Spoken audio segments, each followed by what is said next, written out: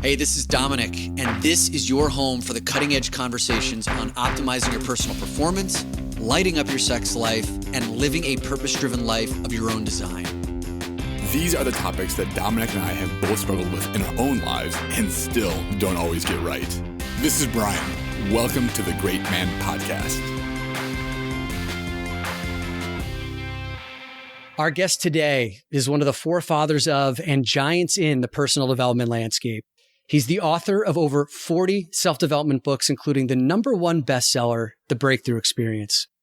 The Breakthrough Experience is also a signature personal development program, which he has personally delivered over 1,000 times to over 100,000 students, and those facts and figures may be outdated. Here's another fun fact. He's visited and spoken in over 170 countries, and for perspective, there's only 195 countries in total, and spoken in over 2,000 cities. His work has been referenced in over 170 books, including a feature in The Secret and its film. And he's been interviewed in over 2,500 radio and television shows.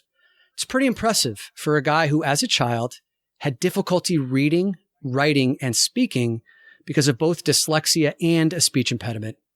In fact, his first grade teacher announced to his parents that he would never read, write, communicate, or amount to much at all in life. That first grade teacher sounds like a real Nostradamus, huh?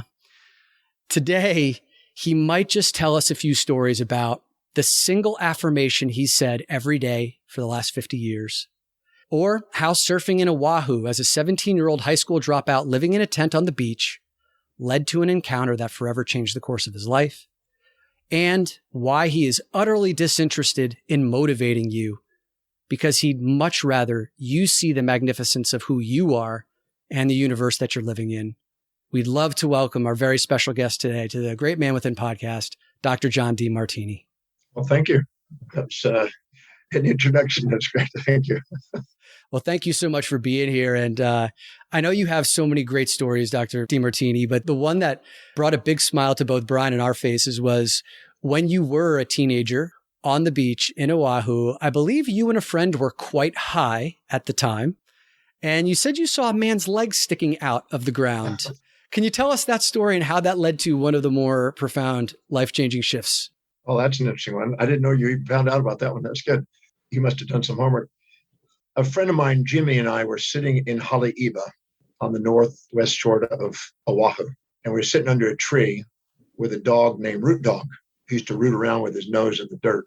We gave him a name, Root Dog. And we were, let's put it this way, in a colorful state of mind. Best way to describe it.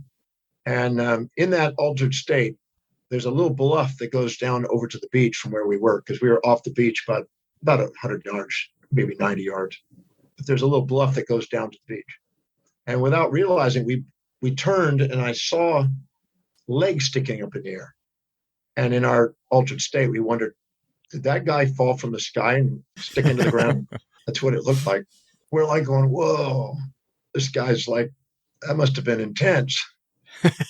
And we're just seeing these legs just sitting up. We're thinking that's an inverted individual. You know, he must be stuck or something. And we're giggling a bit. And then all of a sudden the legs come down slowly. And then the guy stands up. And then he literally turns and faces us and walks directly to us. That's freaky. It's freaky. Exactly. And in those days when you're in the altered state, if you put your hand like this, you don't think he can see you. Right. So we're like, cool, man. This guy's coming at us, you know. And anyway, he walked over directly in front of us. We're staring like this, and he comes at an angle, and he sits down in this kind of lotus position, this yoga position. And he just stares at us. He says, you guys high, man? And we're like, yeah. He goes, you want to really get high? And we're like, going, we're high, but what do you got in mind, kind of thing? He said, if you really want to get high, you want to learn about meditation, man. And we're like, who's the highest? Right. So I was at the time, about 17 years old. And he started telling us about meditation.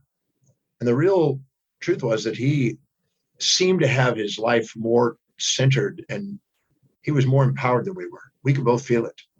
we both could sense that this guy had something that we'd be wise to listen to. But we weren't in the exact state ready for the meditation at that moment. And anyway, he walked back to the beach, but left that imprint. It wasn't too much longer in the future that I nearly died. I was surfing a very giant wave, and my diaphragm stopped, and there was no breathing. When you're riding 40-foot waves, that's not very fun. And luckily, my diaphragm came back on, and I got a breath, but I literally almost died there. And I got into a sick situation where I was unconscious for 3.5 days after that.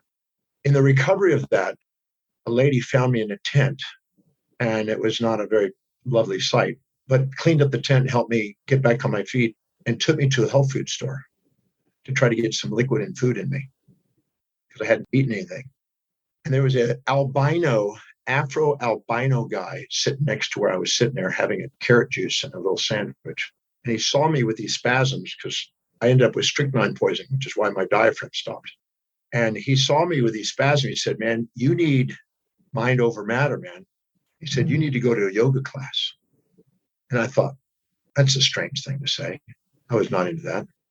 But I was leaving the health food store, and on the flyer on the door, there was a little glass door there, and there's a flyer. It says, "Special guest speaker, Paul C. Bragg, Sunset Recreation Hall, so-and-so's yoga class, meditation class." And because of the word yoga from the albino and the meditation from the guy, something said, go to that. I never went to classes. I was a high school dropout. I didn't know how to read yet. I had learning problems. Something whispered, go to this class. And it was at that class that I met Paul Bragg, who inspired me one night to believe that maybe I could overcome my learning problems and someday learn how to read and maybe become intelligent. And he took us through a guided imagery alpha meditation that night. And I got to experience a meditation at the yoga class. And in that meditation, I got a really lucid epiphany, a vision, which is painted and sits in my office today, of me speaking in front of a large audience, 1 million people, on a balcony. I could show you the painting if I could dig it up, but it was so real. It was so vivid. I had tears in my eyes. And I just knew that somehow there's something to this. There's something happening here. So that little incident on the beach, I really believe that if we go through our lives, there are events that go along that are kind of whispering and guiding us along the way. And sometimes we're not aware of it yet. And we don't want to hear it yet. But I think I was beginning to be ready. And all of a sudden, some of the pieces started to guide me back to what I really was destined to do, I think. And I love surfing. I've surfed recently in 3 different locations in Ecuador and Hawaii and Tahiti recently. So I still do a bit of surfing. But I knew that day, as a result of that meditation yoga experience and meeting Paul Bragg, that was something that happened. And that was 50 years ago this November. So I've been on a relentless pursuit of overcoming on learning and speaking issues and writing issues and to master those skills. And that's why I do it every day, 7 days a week, pretty well. Yeah. And Dr. DeMartini, you talk about this powerful visualization that you had that felt so real, right? That turned from a whisper into something deeper. And I believe it was Paul Bragg who also gave you the affirmation that you've been saying every day for 50 years. Can you share with us what that affirmation is and how these two elements of visualization and affirmation can potentially come together to create powerful manifestations of reality? That night I met him, he made a statement at the very end when he was finishing. He said, those of you that would like to join me each morning, there's a meeting where I have on the beach every morning, and I have people and I do a little presentation. We do some exercise and I do a presentation, etc. And I wasn't going to pass that up. This man had such an impact that night. So for the next 3 weeks, each morning, I hitchhiked all the way to the other side of the island and got to spend as much time as I could with him. What's interesting is on the very last day of him being there to speak, he said, well, I'm going back to Santa Barbara and I hope to see you all someday. Bless you and everything else. And I never had the courage to walk up to him. I was a little intimidated by the guy because he was bigger than life, even though he's a small guy, and so inspiring. And I always felt kind of shrunk compared to him intellectually.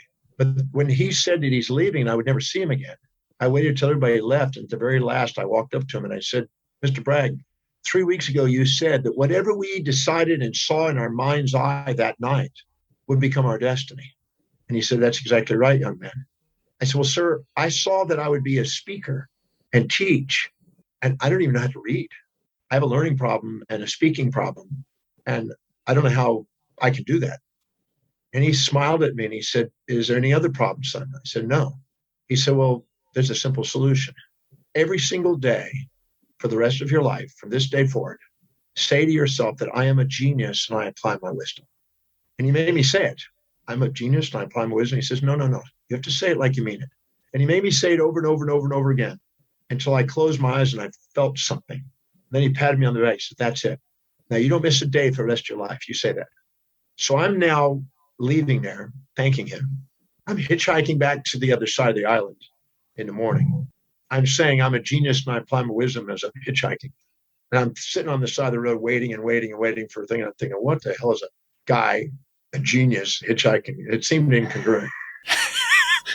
But I said that, and I finally got a ride out where my tent was. And when I got back there was a bunch of hippies in there smoking joints. And I opened up the flap, and they all like stoned. And I said, hey, guys, I'm a genius, and I apply my wisdom. And they looked at me like, yeah, John's a genius. Woo, yeah. That was my first support group, Yeah, right. I realized I wasn't going to tell everybody that. That didn't make a lot of sense. Right. You can't even read, man. But I kept saying that. And that eventually led me, and I started doing meditation daily. I started eating differently. I started writing down the goals that he told us to write and reading them and writing them and reading them and writing them and seeing them in our eyes, in our mind, and affirming them by reading them.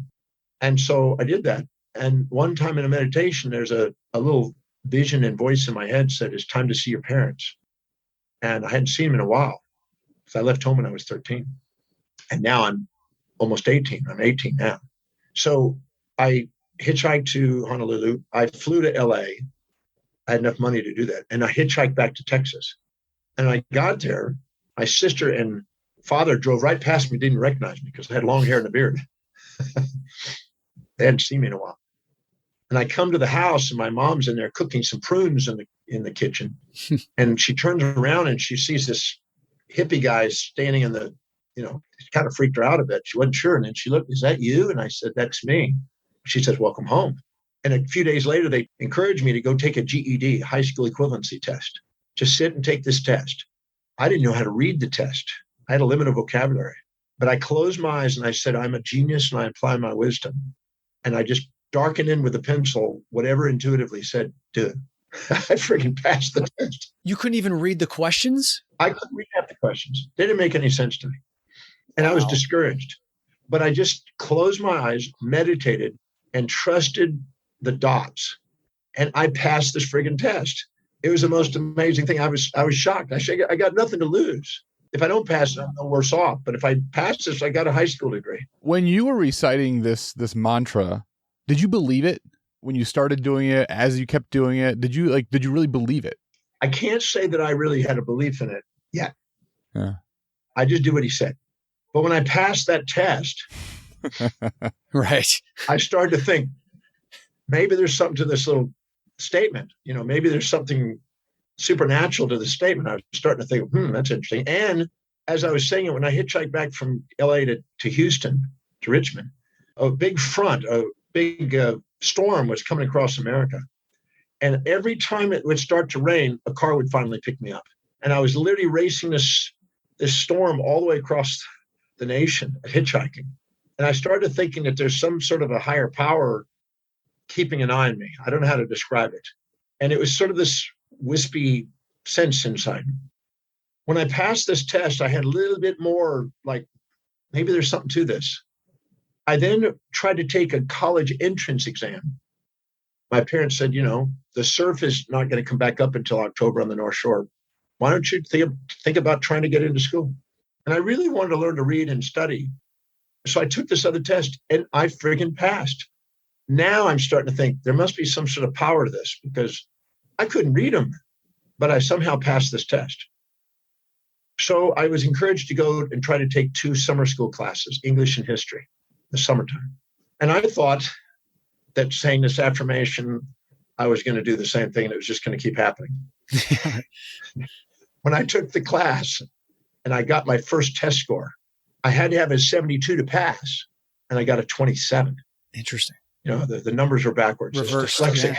It just happened to be that. But when I saw that test score and I saw everybody else's name and I just couldn't see, I never saw my name. Where's my name? Where's my name? Where's my name? And all of a sudden it's way down there at the bottom at 27. I couldn't handle it.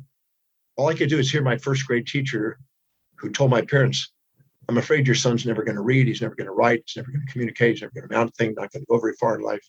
You better put him into sports or something because he likes to run. I ran to the car. I sunk in the car because there were kids walking around because I was crying. And I was really just shaken and really just distraught. And I drove home crying on the side of the road because I couldn't see half the time because I was crying. I finally made it home. I curled up in a fetal position under this Bible stand that had a Bible on it in my living room of my parents' house, the living room they had. And I was really sulking and just thinking, this whole thing is a dream, it's a fantasy, it's not going to come true. Who am I fooling? I can't read. This whole thing is just BS. I'm really having a dark moment. And I must have been there for at least an hour, just sulking. And my mom comes home from shopping. And she walks by and then she sees me in there. And she said, son, what's happened? What's wrong? She hadn't seen me cry since I was really young. And I told her, I said, I guess I don't have what it takes. I guess I'll never read. I'll never write. I'll never communicate, never amount to, never go very far. I repeated the first grade teacher. And she paused and she said something that only a mother could say, probably. She put her hand on my shoulder and she said, son, whether you become a great teacher, travel the world like you dream, because that's a dream I told her I wanted to do. Whether you go back to ride giant waves in Hawaii like you've done, or return to the streets and panhandle as a bum, which I know you've also done. I just want to let you know that your father and I are going to love you no matter what you do. When she said that, could have got a most magnificent statement. My hand went into a fist. I looked up and I saw the vision that's painted in my office today, the night that I met Paul Bragg, of me standing on a balcony in front of 1 million people speaking, probably a dissociative identity situation of some form, right? The trauma of failing the test or something. But I saw that vision and I said to myself, I'm going to master this thing called reading and studying and learning. I'm going to master this thing called teaching, philosophy, and healing. And I'm going to do whatever it takes. I'm going to travel whatever distance. I'm going to pay whatever price to give my service of love across this planet. And I'm not going to let any human being on the face of the earth stop me now, not even myself. And it was a determination that was bigger than me. It was like no turning back. I got up and I hugged my mom and I thanked her. We both were in tears. I went to my room. I pulled out this little Funkenwagnalls dictionary that every time you bought $20 worth of food at Kroger, you got an extra volume of an encyclopedia in a dictionary. And I got this dictionary out and I went to the first page and I made a commitment that I was going to read 30 words a day and memorize them until my vocabulary was strong enough to pass school. So I memorized 30 words and they weren't hard. A. Those are the first words.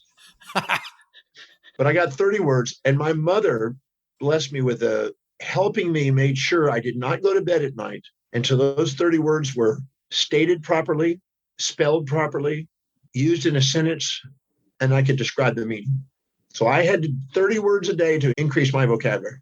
Well, 30 words a day in a year, calculate the number. 12,000, something around like 11,000 new words. So I did that for 2 years until I completed that dictionary.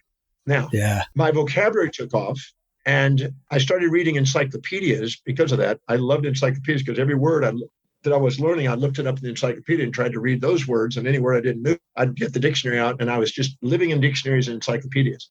And I started passing and excelling. And I didn't care about partying and playing around. I just wanted to learn. And so I started doing that 18, 20 hours a day, reading and doing dictionaries and encyclopedias. And I started doing well in school. And what was amazing is one day I was in the library reading and a 375-pound Afro-American girl came up to me and saw me taking a break when I was doing some yoga. And she came there and looked down at me, the big woman. She said, "Can you teach me how to do that?" And I thought, for the first time in my life, somebody wanted me to teach. And I thought, this lady's no way she's going to do yoga. She's 375 pounds. I didn't care. Somebody wanting to learn from me was like a dream come true. So she became my first student. Then I was out sitting in the sun, meditating in the sun, trying to conquer the sun, the heat, imagine myself surrounded by ice and using my mind power kind of thing. And this Persian gentleman came up to me and said, can you teach me the meditation? That was my first student, who is still a student to this day, 49 years later.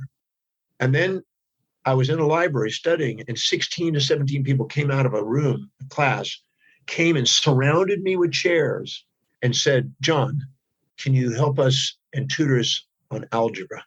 So now I've got people asking me to help them. Now, here's what was amazing. While I was sitting there, just sharing what I was learning in algebra, it wasn't any advanced algebra. It was like basic algebra, but they wanted help. And that was so inspiring to me. Somebody wanting to learn from me. As I was doing that, I heard one of the guys whisper to the other guy. He said, that damn DeMartini, he's a freaking genius. Was that the first time you heard someone refer to you as a genius? Yes. And the moment I heard that, there's no way I could not have a tear in the eye. And I thought, whoa, here I am a year saying this affirmation, not even a year, less than a year. And here this guy is saying this guy's a genius. It was, Paul Bragg said, if I said that statement every single day from now to the rest of my life, sooner or later the cells in my body will tingle it, so will the world. So that night, when I got back and I realized if one statement can make that much of a difference and have somebody make a statement like that, which is like unbelievable to me, I wonder what would happen if I filled an entire 24 hours with statements. So I went home that night and I wrote out the longest internal dialogue, it's 26 pages, of nonstop affirmation of exactly how I wanted my life to be. I could bring it up. I could dig it up. I still have that. It's my life today. So I just literally wrote out, I'm a master of persistence. I do whatever it takes. I have an autographic and photographic mind. Whatever I read or retain, I'm always at the right place at the right time to meet the right people, to do the right deal. I do what I love. I love what I do. I just started creating how I wanted my life to be. And I started to affirm that and read that over and over again, day after day after day, until they became part of my internal dialogue. And I would see myself doing everything I'd written. So I was using visualization. I was using this internal dialogue. But I realized that there were new nuances I needed to gather in the affirmations. Affirmation means to make firm in one's mind, a condition of firmness in one's mind. Many people think it's positive statements. That's not its original meaning.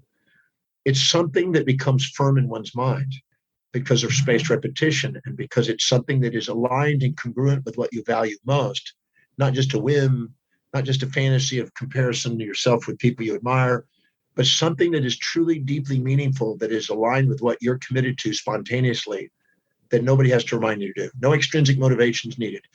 You don't want to write affirmations that require extrinsic motivation to act on, only ones that are intrinsically inspired from within. So I refined those over the years to where it is today. But I realized then that as I was doing those, slowly but surely, the very things I was saying started popping up in people's responses at my presentations. Then I started to believe what Paul Bragg told me. He said, what we think about, what we visualize, what we internal dialogue with ourselves about, how we feel about ourselves, and the actions we take impact our destiny. So that's when I decided I want to live by design, not by duty. I want to start taking command of what I say, what my priorities are, what I feel, and really polish that, refine that. And I'm still, to this day, doing what I can to teach as many millions of people these principles, these tools, because it does make a difference in life. And that's such an incredible story, Dr. DeMartini. What I love about it is, Brian, your question about, did you believe the affirmation when you first started saying it? And you said, no, I didn't believe it right at first, but I took the word that someone that I trusted, that he knew what was best for me in that moment. And so I just started chopping wood and carrying water. I said it. And then it's not just the affirmation, but you also took inspired action. I'm going to go and take these tests. I'm going to fail one of these tests, but then I'm going to come home and my mother showers love on me. And then I'm going to go back and pull the dictionary off the desk and learn 30 words a day. And it was like these small little actions that you took over time that kept reinforcing. And I know you talk a lot about, the energy of things. When you talk about affirmations affirming in the mind, plus the inspired actions that you're taking, what does that start to do at an energetic level that creates these crazy, powerful shifts in, the story you told was under a year's period of time, which is remarkable. What is it that's happening energetically when these things all come together? Every human being, regardless of age or gender spectrum or culture, lives moment by moment by a set of priorities, a set of values, things that are most to least important in their life. Now, those values are derived from the accumulation of all the judgments that they've had in their life, which leave them empty with voids that want to be filled with love. Always, as Empedocles said 2,600 years ago almost, judgment and strife leaves you empty, but love brings fulfillment. And love is trying to unconditionally transcend the judgments. So all the judgments we make that are normally stored in our subconscious mind want to be fulfilled and neutralized so we can live a superconscious life, a mindful life, an authentic life. Because when we judge people or things, we look down on them and exaggerate ourselves, or we look up at them and minimize ourselves. And if we're exaggerating and minimizing ourselves, we're not being ourselves. And we have a built-in homeostat to try to be authentic and be ourselves. We want to be loved for who we are, but we can't be loved for who we are when we're not being who we are. So our voids determine our values. And this set of values that's unique to each individual determines how they perceive with their sensory neurons, decide with their interneurons, and act with their motor neurons. So it's literally impacting our perceptions, decisions, and actions, which are the only three things we really have control over in our life. Now, if we live aligned and congruent with what we value most, we spontaneously, intrinsically are inspired to fulfill it. Just like the boy who loves his video games. He doesn't have to be motivated extrinsically in order to do his video games. The mother doesn't go and says, now, Johnny, go do your video games. I don't want to have to keep reminding him. But things low on his values, chores, homework, cleaning room. Johnny, if you don't do your room, you can't play video games. If you do, you get to play. So an extrinsic motivation, reward and punishment, which is the lowest, most banal aspect of motivation in life, occurs in our lower values. So whatever's low in our values, we require extrinsic motivation to do. Whatever's highest, it's inspired from within. It's intrinsic. And that's where we excel. And whatever that highest value, most intrinsic value is, Aristotle called it the telos, the end in mind. And he made a whole study of it, called it teleology, the study of meaning and purpose. So the most meaningful, the most fulfilling, most inspiring, most intrinsically called action we can take is that top value. And if we do that, the blood glucose and oxygen goes into the forebrain. This has been demonstrated. And if we do try to live by lower values, the blood glucose and oxygen goes into the amygdala and down into the hindbrain for the autonomic survival responses. So when we go into the blood glucose and oxygen up in the forebrain, the prefrontal cortex, that is connected to the occipital lobe, to the V5, V6 associative areas, where we have the mastery of associations of visual content so we can see a vision. And those with the vision flourish. The amygdala is not connected. So if you're doing something low in your values, you lose your vision. And those that lose their vision, they perish. So you get an inspired vision. Your innermost dominant thought is an expression of what you value most. I don't have to be ever motivated to teach and research and write. They're so high in my values, it's just spontaneous. I do it every day of my life, 7 days a week. So you automatically think spontaneously about what you value most. You automatically awaken up inspired vision and association and creative visions. And the way you know you're clear on your vision and lucid on your vision is that you can articulate it fluently because you're congruent. Your fluency is directly proportional to your congruency to what's highest on your value. That's why if you don't fill your day with the highest priority actions that inspire you, your day fills up with low priority distractions that don't, which is not a mistake. It's a feedback mechanism to guide you to be authentic. I'd love to hit that point right there. Go a little bit deeper on it. Going back to your story, it sounded like you were at a young age living a life that was not inspired and you weren't connected to your purpose, but then a vision got you there. And I know you've worked with a lot of people between that time and today. And I'm curious, how do you get to that moment with other people? How do you get them to that vision so that it feels intrinsic? Because I know a lot of people that I talk with, and I have felt this way, where I'm not connected to that vision and the lower tasks or confusing when it comes to what's a higher task versus a lower task? Well, first, I can't say that I wasn't partly inspired even as a teenager, because I did have a dream to ride big waves in Hawaii. And I did hitchhike out to California and down into Mexico to surf when I was 14. And I did move to Hawaii at 15. I lived under a bridge at Kamehameha Highway at Sunset Beach. I lived in a park bench. I lived in a bathroom. I lived in an abandoned car. I lived finally in a tent, and then a house that they removed one night I was in. But I was living a dream in the sense of riding big waves. And I got to surf with some of the big surfers. In fact, I got in some surf movies, 3 surf movies, surf books, surf magazines. If you go look up the book High Surf, you'll see me in there. So I did get to do some of that as a bit of a daring teenage hippie kid. So I don't want to say that I was not inspired at times. I just couldn't read and write. I had a limited vocabulary. I had to ask some of the other surfers to read for me when I could look at Surfer Magazine and at Girly magazines. You know? Right. It's a great 17-year-old combination. Yeah. Surf waves, hot chicks.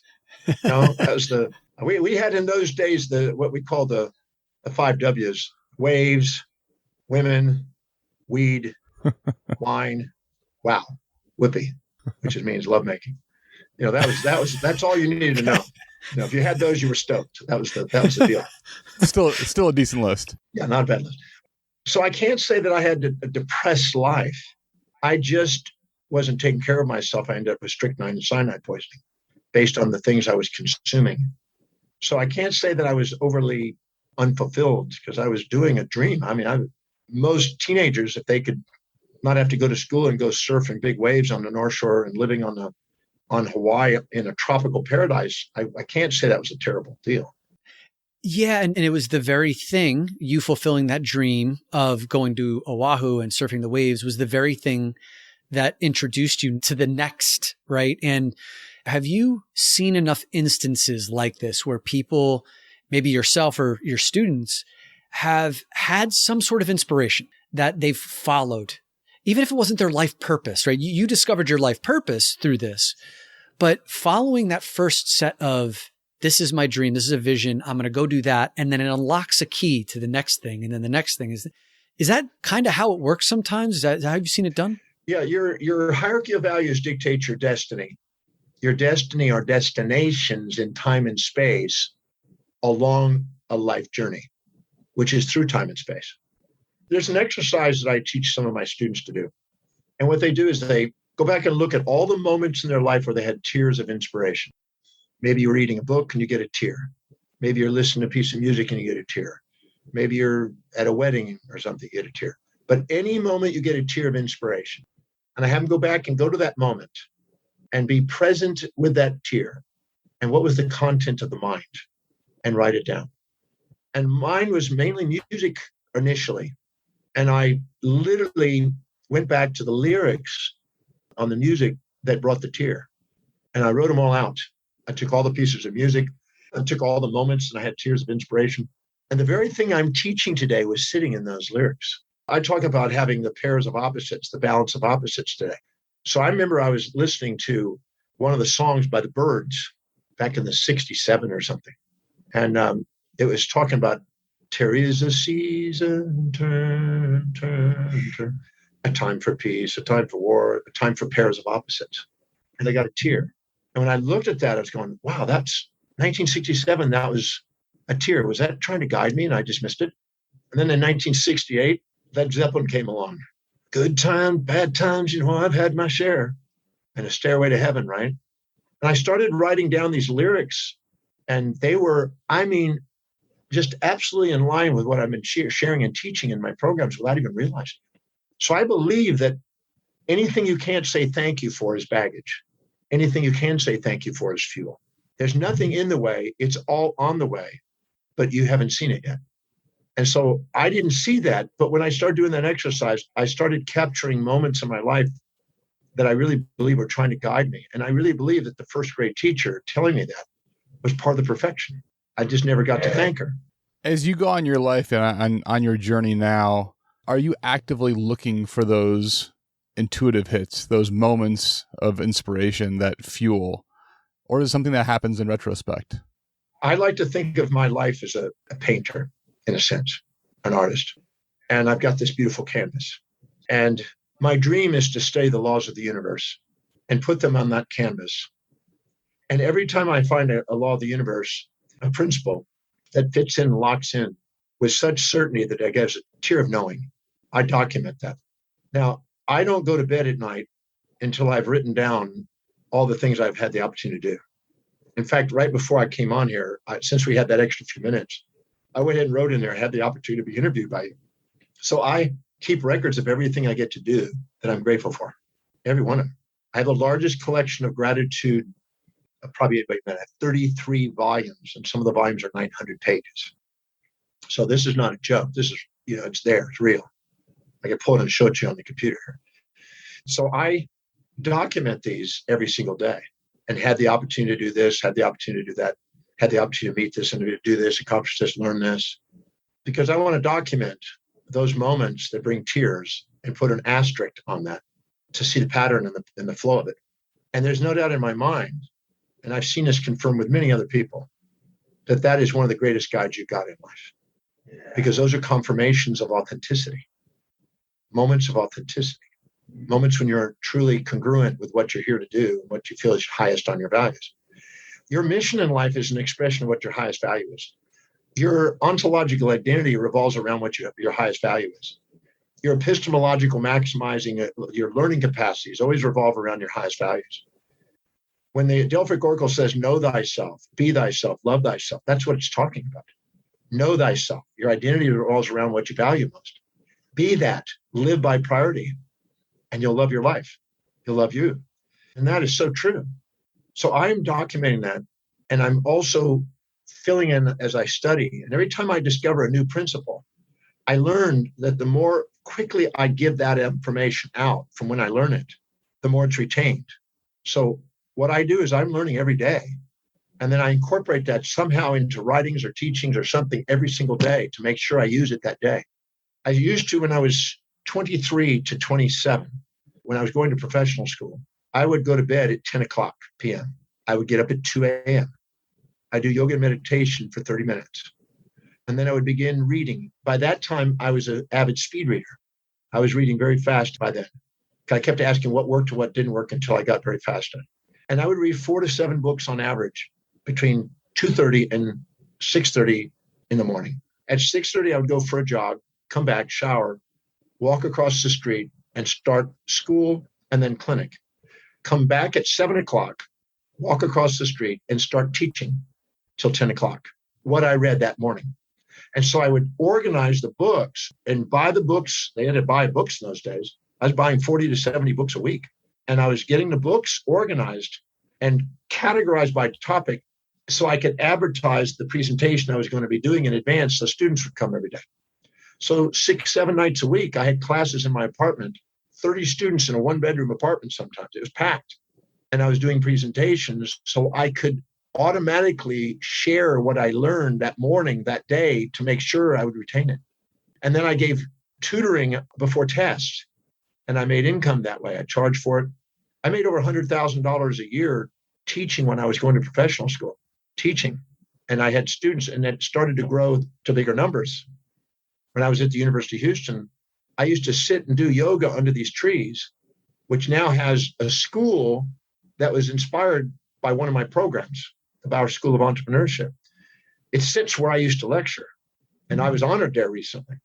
And what's interesting is I told the story about right where this building is where I used to lecture in 1975.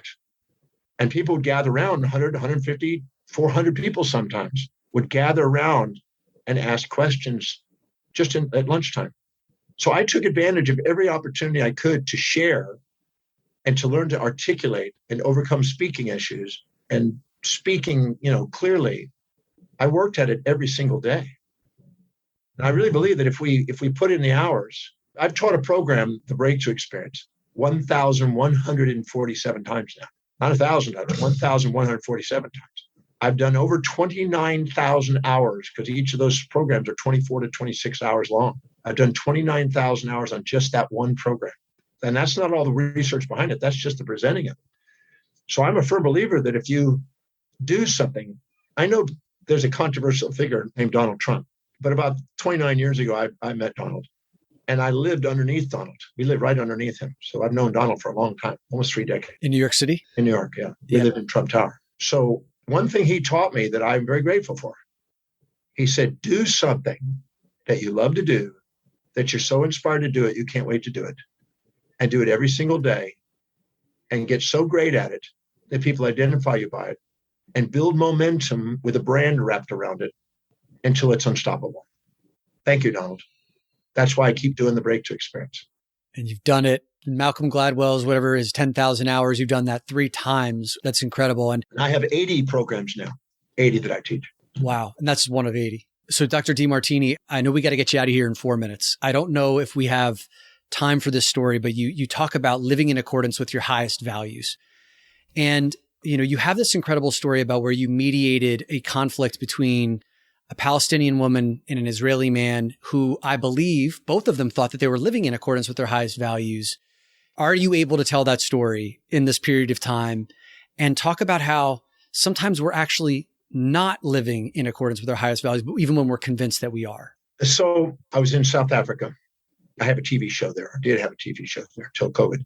And one of the people that helped in hosting the show was involved in this conflict between Palestine and Israel.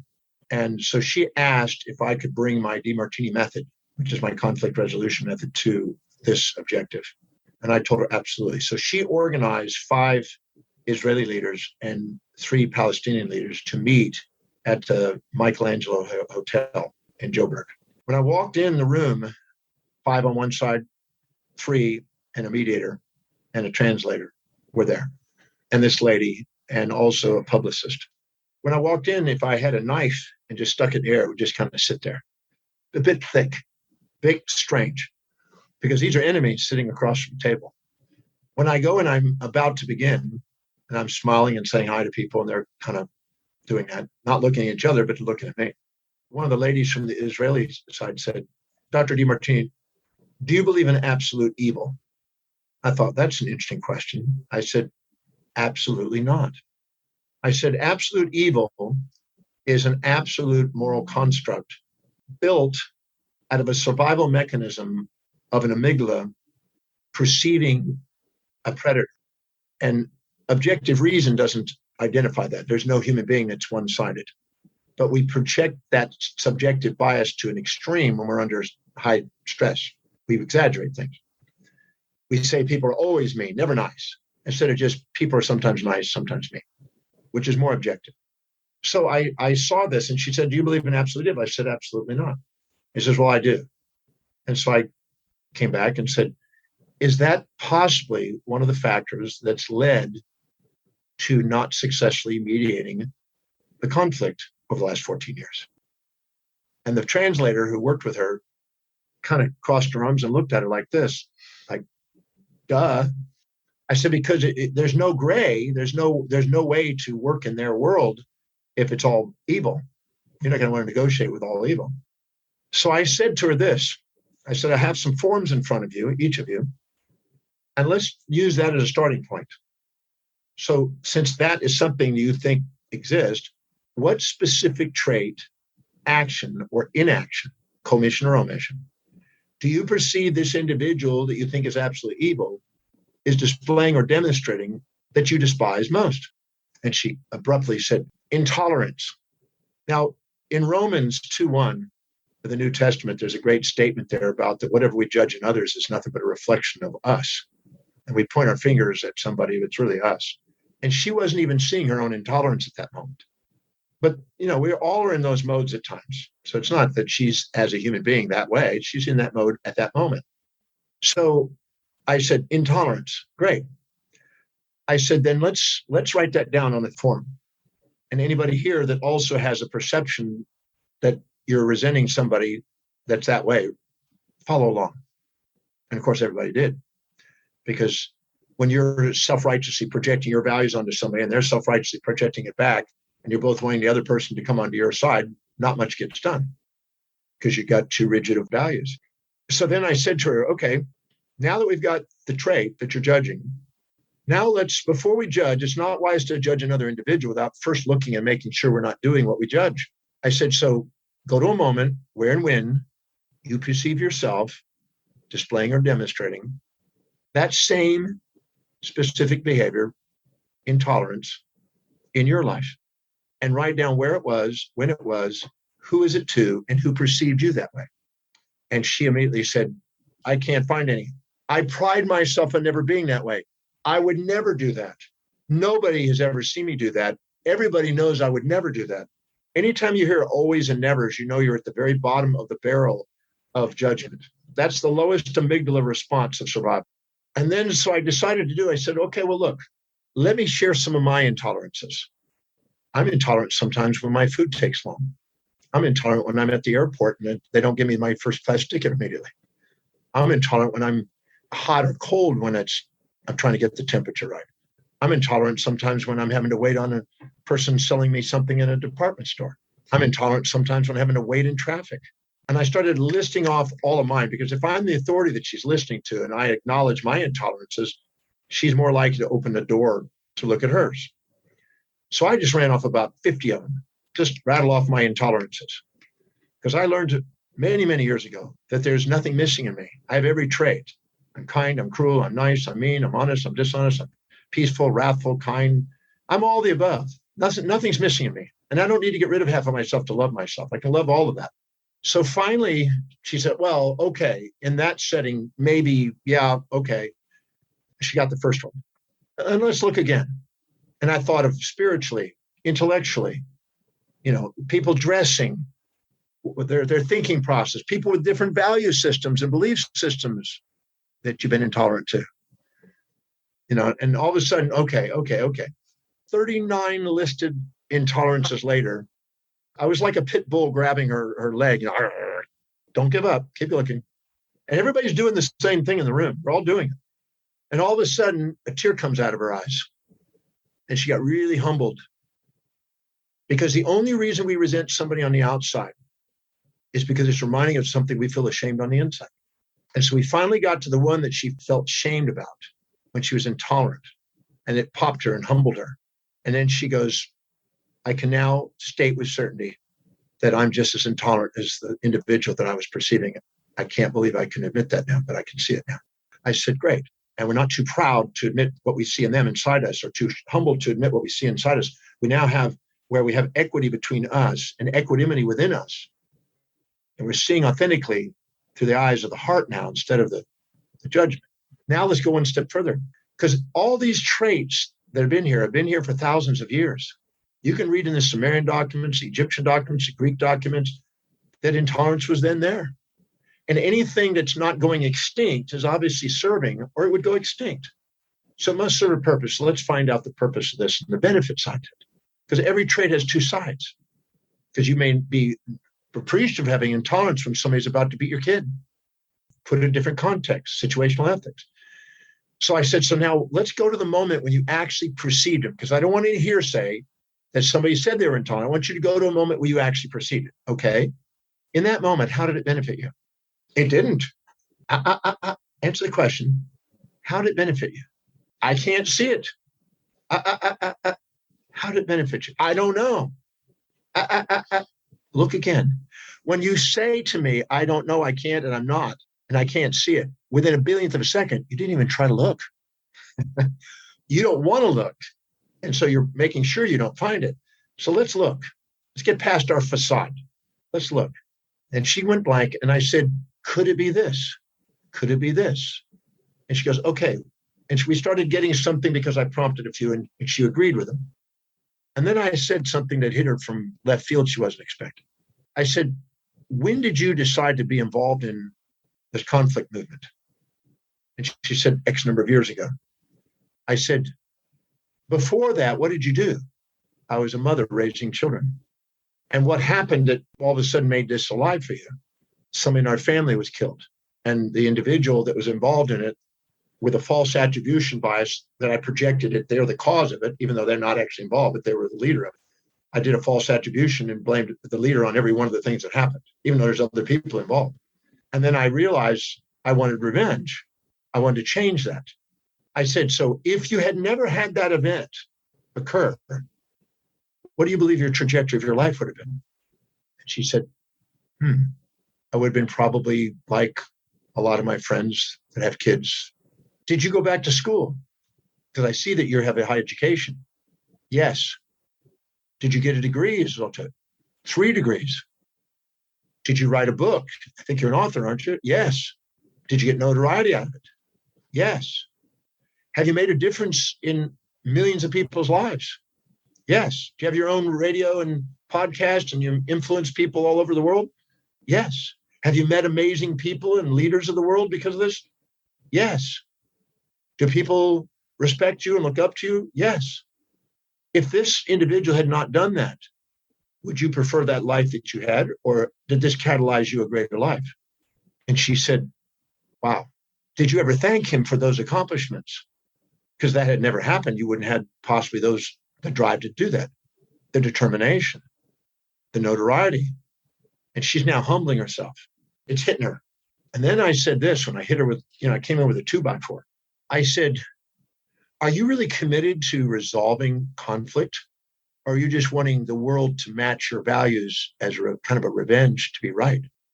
Because if you're actually working for 14 years on conflict resolution, it doesn't take 14 years. It takes opening your heart and seeing the other person walk in their moccasins and communicating effectively what you want in terms of what they want. So if you haven't done that and you've been waiting for them to come to your side, you've been projecting your ideas onto them and you really don't have an intention. And because you have a massive following now, are you doing it because you want mediation, or are you doing it because you got notoriety? And what's the real reason here? And she looked at that and it nailed her. I said, are you really committed to mediating this? Are you committed to keeping active because millions of people are angry and you get to be the leader of all those angry people? And if all of a sudden you resolved it, would you lose those people? Is the desire to be followed by those people more strongly than mediating this? Which one's really the truth about it? And she stopped and realized, wow.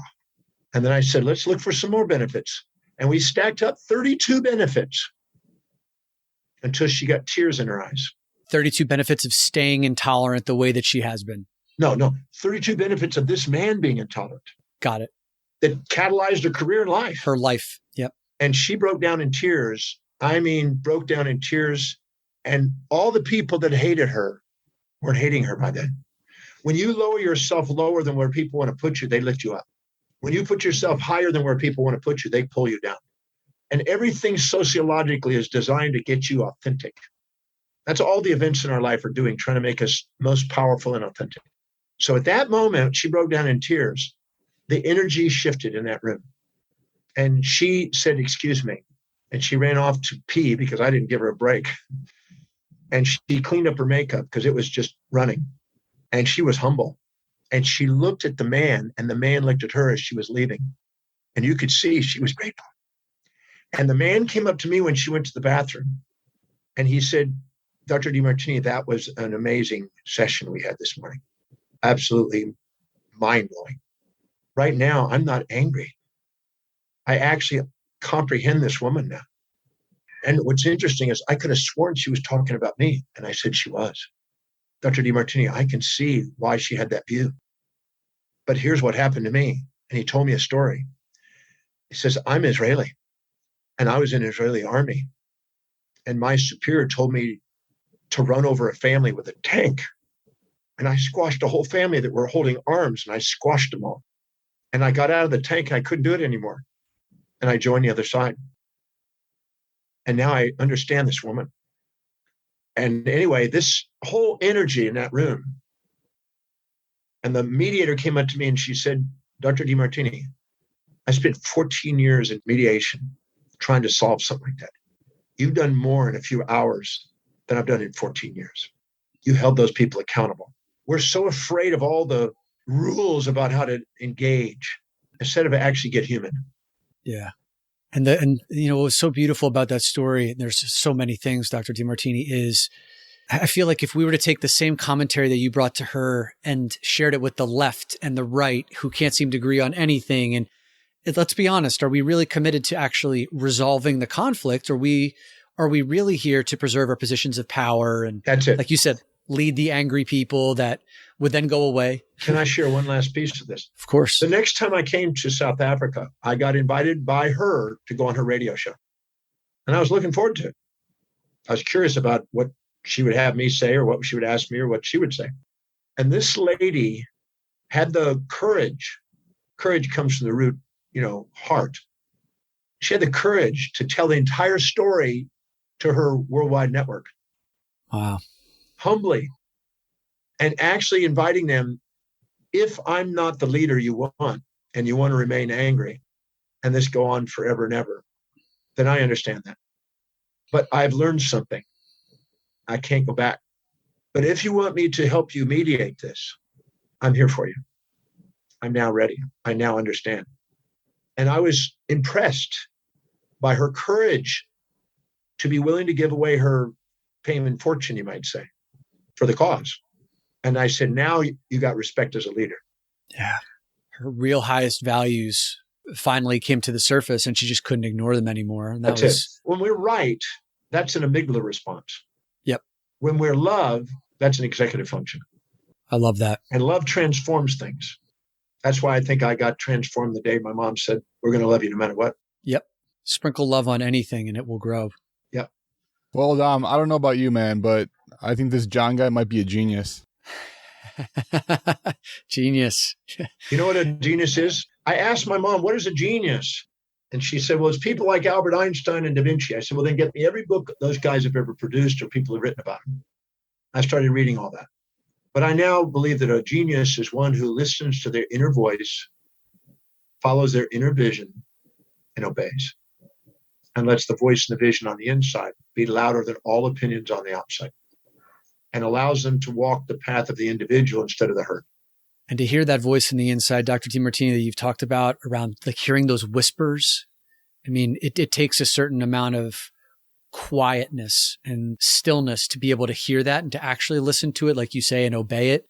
So thank you for teaching us and sharing your story. I mean, I've heard bits and pieces of it. I haven't ever heard it with as much detail. And it feels like I understand how you've become the man, at least in some small part in the early beginnings, the man that you are here today and doing such incredible work. Thank you for giving us a little bit extra time. I know that you have somewhere else to be. I know the invitation, and we'll put this at the top of the show notes, is your website, drdemartini.com, and allow anyone who's interested to let their consciousness run wild on the website. But is there anything else that you would want to point our listeners to in terms of continuing their work with you? Yeah, if they want to learn anything from me, go to my website, drdemartini.com. And if they want to learn about their values, there's a complimentary, free, and private value determination process on the website. And that's worth doing. And if they want to learn about the method, I teach it in the program called the Breakthrough Experience, which is not a rah-rah, wow, big rally thing. It's a group of people dedicated to mastery, joining together, learning principles that will stand the test of time.